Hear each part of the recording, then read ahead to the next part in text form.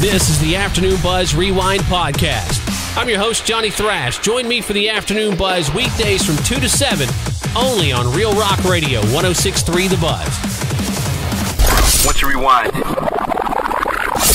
Hey, I'm superstitious, man. I can't help it. Not to the point of staying in the house on Friday the 13th, but, it just seems like often, not always, but often, something weird happens on Friday the 13th. It's been kind of like that around the radio station today. Just some weird little things not working right for us.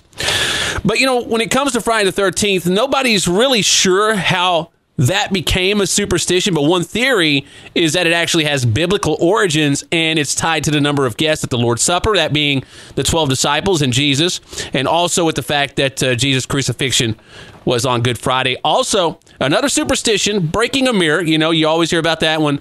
Well, they say that one comes from ancient Rome. They believe that mirrors held a piece of your soul, and a separate myth said that our body renews itself every 7 years. So those two things together help create the 7 years of bad luck thing. You see, everybody thought I was the gross one for not washing my hands after I use a public bathroom. But it turns out I've been the clean one all along. You see, according to a new study out of the University of Connecticut, the hand dryers in public bathrooms are spraying feces all over your hands. Basically, when somebody flushes one of the toilets, it sends fecal particles swirling into the air. The hand dryers suck them in, keep them nice and warm, and then blow them right back out, which is just straight up disgusting. So what should you do? Well, the researchers say that you should try to use paper towels, which kind of flies in the face of everyone who says we shouldn't use those because they're worse for the environment. So I guess we can't win. 106.3 The Buzz presents Nonsense Minute. It's always iffy at Iffy Lube. Iffy lube. Iffy lube. Did we put enough oil in your car? Who knows? Iffy lube. Tire rotation just $17.99 and $5 off for every wheel we forget to put back on. Uh-oh. Where does this filter thing go? Beats me. Not there. Iffy lube. You gotta have the right viscosity oil for the season, and we're pretty sure we picked the one you need. Hello, Iffy lube? Maybe. Recommended oil changes every 3,000 miles, but who knows? 10,000 might be fine. I keep hearing a knock. Who's there? We'll put oil in every hole just to be sure. Iffy lube. Our technicians are not trained in any way, saving you money. How does this lift thing work? Not like that. Whoops, we just charged your credit card $5,000. Let me see if I can get a hold of the boss. Iffy lube. Iffy Lube. Because you don't know.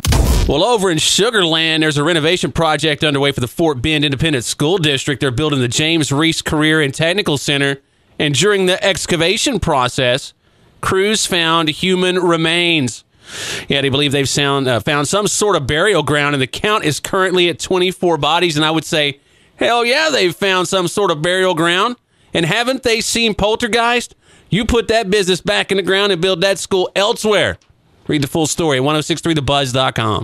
Well, I've been sharing some facts about common superstitions and how they got started for Friday the 13th. And have you ever had the thing happen with a black cat crossing your path? You make the cross there on the windshield. Yeah, I know. I'm telling you, man, I'm hopelessly superstitious. Well, anyway, black cats got a bad rap in the Middle Ages when they were associated with witchcraft and demons. And the demon thing snowballed into the idea that if a black cat crossed your path, they were blocking your connection to God and path to heaven. Also, the walking under a ladder thing. You see, back in medieval times, ladders were associated with the gallows where people were hanged. So a person who walked under one might be facing their own death by hanging in the near future. And there was also the idea that the area underneath was haunted. 106.3 The Buzz presents Nonsense Minute. I'm a woman now, more or less. Snip, the new fragrance from Caitlyn Jenner. Snip. For the woman of today, who was a man yesterday. Snip. A fragrance as stunning as you and your daughters and Brody. Snip. It's a fragrance and an aftershave and lube. Snip. Get snipped. Also try Stash. Caitlyn Jenner's beard concealer. And Tuck. Caitlyn Jenner's duct tape. In a new interview with Guitar World, Jerry Cantrell says Alice in Chains is looking at releasing their new album this summer. He said it's not that they're keeping it a secret. They just didn't want to say a whole lot about their album until they had something to say. And he said they certainly have something to say with this one. It's an effing strong record. Now, he didn't really want to say much about the album in the interview, but he did say it's a record they haven't done yet, and they're really proud of the material that they wrote and the performances that they captured. He said there's some really heavy stuff. Not exactly what he said, but you get it. Some really ugly stuff, some beautiful stuff, some weirdy trippo stuff. He said it's good, and bring it on, baby. I will be pre-ordering that one as soon as we know more about the new Alice in Chains record. You in turn will know more, Buzzhead. For now, you can read more of what Jerry had to say on our free app or at 1063thebuzz.com. 1063 The Buzz presents Nonsense Minute. Ladies, how to keep your man happy so he won't go on Ashley Madison. Step 1. Shave your fur. I'm cold. I buy fur. Ladies on Ashley Madison have no fur because they do not exist. Step 2. Wear a sexy panty. Where is remote? In my panty. Good job. A big panty is good for holding things he needs, like wheat. Women don't have panty on Ashley Madison because there are none. Step 3. Put out. I lay on bed. Yes, you may. The only people who put out on Ashley Madison are hackers. Follow these tips and keep your man happy. Ciao. Well, with Friday the 13th upon us, I've been sharing some facts of how common superstitions got started. And when it comes to opening umbrellas indoors, nobody knows for sure how that one got started. But one theory is that the ancient Egyptians used umbrellas to protect themselves from the sun, and using them indoors was considered an insult to the sun god. Spilling salt. This is one that didn't bother me before I read this.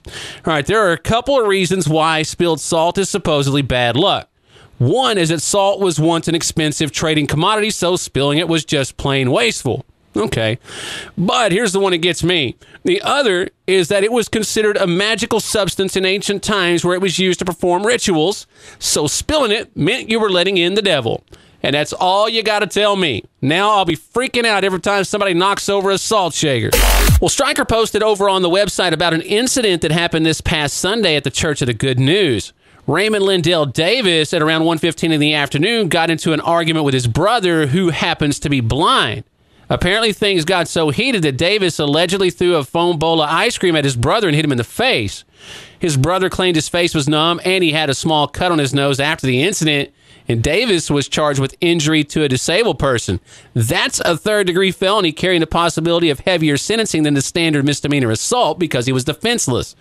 Now, could you imagine explaining that to the other guys in jail? That dude's screwed, man. 1063 The Buzz presents Nonsense Minute. Gah, how am I supposed to check my Facebook with this stupid job? Is work interfering with your Facebook time?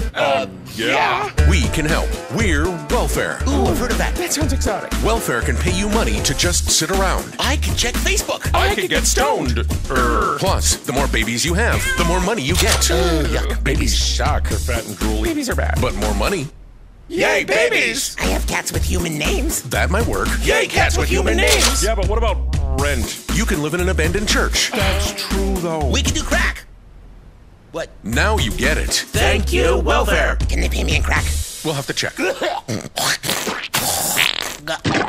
Sorry, that was a lot of fun. Well, the Pandora's box of Facebook's been opened, and there ain't no going back now, Buzzhead. We trusted them, and they burned us big time. And it's definitely destroying their reputation. According to a new survey, 56% of people say they trust Facebook the least of any tech company. The next closest was Google at 5%. So, yeah, that's huge. But apparently, we're still so addicted that we can't quit. Another study found that 9% of Americans say they have deleted their Facebook account since all the info came out about the Cambridge Analytica thing.